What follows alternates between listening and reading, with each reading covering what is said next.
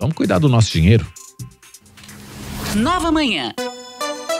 Investimento inteligente com Fábio Galo. O Fábio Galo, nosso colunista aqui, que é professor de finanças da Fundação Getúlio Vargas de São Paulo, especialista em finanças pessoais. Hoje ele fala sobre a relação entre os riscos e os retornos nos investimentos. Olha, em finanças, sempre repetimos que quanto maior o risco, maior o retorno esperado. Isso faz parte, né? É um pilar básico da teoria financeira, né? Assim, nós estamos admitindo, na verdade, que o investidor é racional, ou seja, ele sempre opta, conhecendo o retorno, pelo investimento de menor risco. E também, da mesma forma, né, conhecendo o risco, ele opta pelo investimento de maior retorno. Isso faz parte de toda a teoria. E, com base nisso, nós podemos construir a nossa carteira de investimento, né, combinando ativos, ou seja, combinando aplicações financeiras, né, fatias do nosso dinheiro em investimentos com graus de riscos diferentes, né? Mas, para podermos diversificar efetivamente a carteira, nós também temos que considerar os prazos de vencimentos dos títulos que estão na nossa carteira, como eu disse, né? Porque aí isso vai permitir controlar o grau de risco desejado, bem como a liquidez necessária de fluxo de caixa, ou seja, a grana que a gente precisa no dia a dia, né? Porque não adianta também ter graus de risco diferentes, diversificação, mas tudo vencendo lá no longo prazo, sem a preocupação com o que você vai fazer no seu dia a dia mais imediato, não é verdade?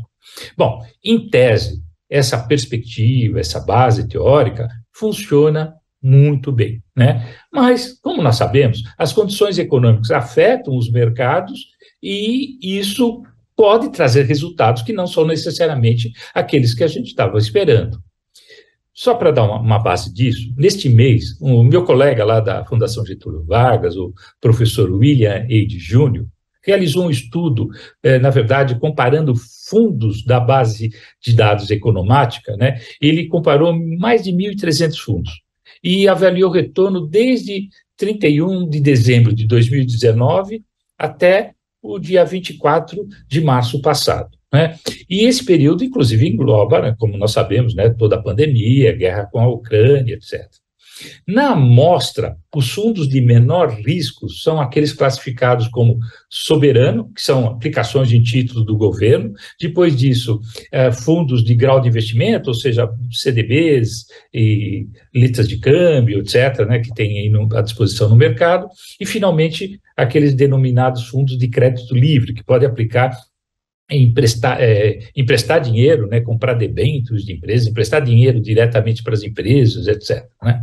Bom, ou seja, emprestar dinheiro, que eu estou dizendo, é comprar títulos, né, de crédito de empresas.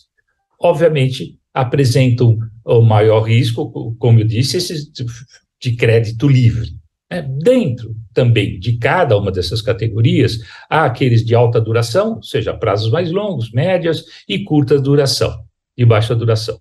Bom, quais foram as observações? A primeira delas, que o resultado dessa pesquisa indicou, que o retorno dos fundos não acompanhou a tese de que quanto maior o risco, maior o retorno esperado.